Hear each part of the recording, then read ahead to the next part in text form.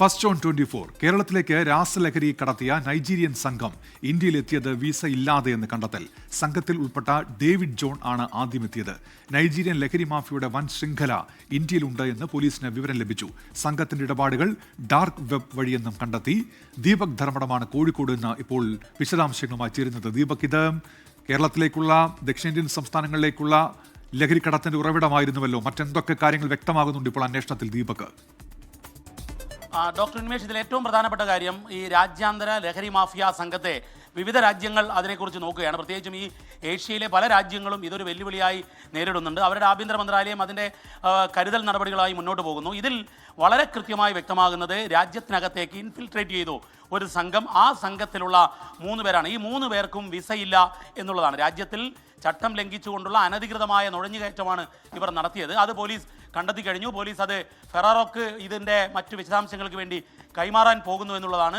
മാത്രമല്ല, പോലീസിൻ്റെ ഉന്നത തലത്തിലും ഈ കേസിനെ സസൂക്ഷ്മം നിരീക്ഷിക്കുകയാണ്. കാരണം രാജ്യത്തിന് വെല്ലുവിളി ഉയർത്തുന്ന രീതിയിലുള്ള ഒരു രാസലഹരി മാഫിയ പ്രവർത്തനം നടക്കുന്നുണ്ട് എന്ന് നേരത്തെ തന്നെ IB ഇൻപുട്ടതാണ്. ആ കാര്യം നേരത്തെ രവതാ ചന്ദ്രശേഖർ തന്നെ 24-ന്റെ അഭിമുഖത്തിലും ആ കാര്യം പറഞ്ഞതാണ്. ഒരു നർക്കോ ഓപ്പറേഷൻ ഇന്ത്യക്കെതിരെ നടക്കുന്നുണ്ട് എന്നുള്ളത്. ആ ഓപ്പറേഷൻ്റെ ഭാഗമായാണ് ഇവരെത്തിയത് എന്നുള്ള സൂചനകളാണ് ലഭിക്കുന്നത്.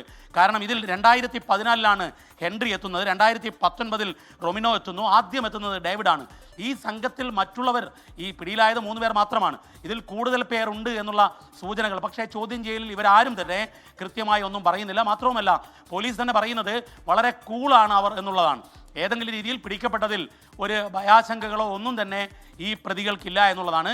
അതായത് രാജ്യത്തിനകത്തേക്ക് ഇൻഫിൽട്രേറ്റ് ചെയ്ത, നുഴഞ്ഞു കയറിയ, അതായത് കൃത്യമായി പറഞ്ഞാൽ ഈ രാസലഹരി കേസ് കൂടാതെ രാജ്യദ്രോഹ കുറ്റം കൂടി അവർക്കെതിരെ വരാൻ പോകുന്നു. അതിൻ്റെ അന്വേഷണത്തിലേക്ക് പോലീസ് കടക്കുന്നു. ഫെറാറോയുടെ റിപ്പോർട്ട് കിട്ടിക്കഴിഞ്ഞാൽ സ്വാഭാവികമായും ഈ വിസയില്ലാതെ രാജ്യത്തേക്ക് വരുന്നതിൻ്റെ കുറ്റകൃത്യങ്ങൾ കൂടി അവർ ചെയ്തതായി കോടതിയിലേക്ക് റിപ്പോർട്ട് നൽകുകയായിരിക്കും ഉണ്ടാവുക. ഏതായാലും ഈ കേസ് വളരെ ഗൗരവത്തിലാണ് ഇപ്പോൾ പോലീസ് കാണുന്നത്.